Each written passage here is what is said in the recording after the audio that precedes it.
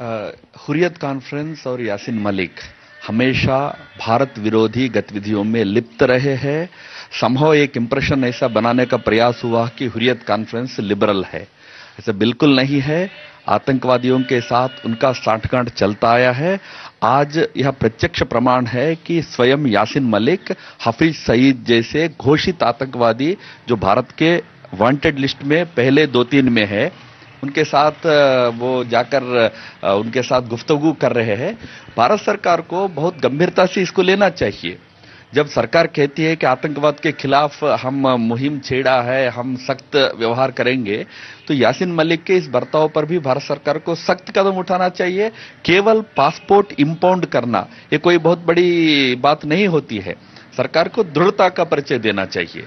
देखिए, Yasin Malik Jammu Kashmir liberation front के थे और भारतीय नागरिक हैं, और वो जाकर के जिस तरह से 26/11 के मुंबई के मास्टरमाइंड के साथ उन्होंने शेयर किया, ये अपने आप में एक बड़ा गंभीर मामला है।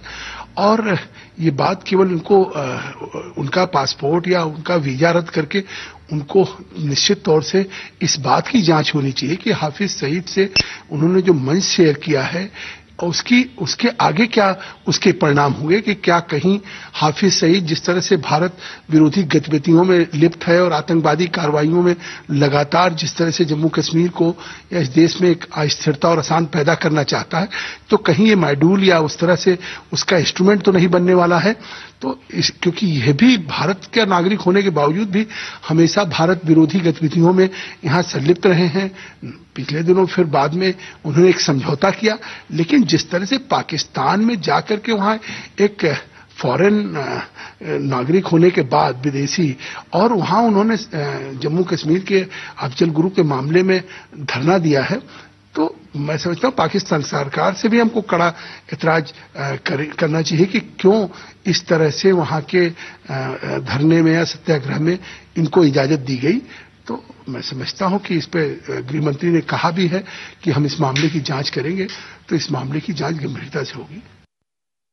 वो अफसोसनाक हैं, और जिस तरीके से यासीन मलिक ने हाफिज सईद के साथ स्टेज शेयर किया है, वो अपने आप में एक बहुत ही सीरियस इश्यू है।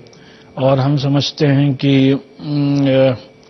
गवर्नमेंट को इस मसले को बहुत ही सीरियसली टेकअप करना चाहिए और इस बात की इंक्वायरी करनी चाहिए कि वो शख्स जिसके पास की जो कि इंडियन सिटीजन है, इंडियन पासपोर्ट होल्डर है, उसने 26/11 के जैसे बड़े अटैक के जिम्मेदार और मास्टरमाइंड के साथ इस तरीके से स्टेज क्यों शेयर किया।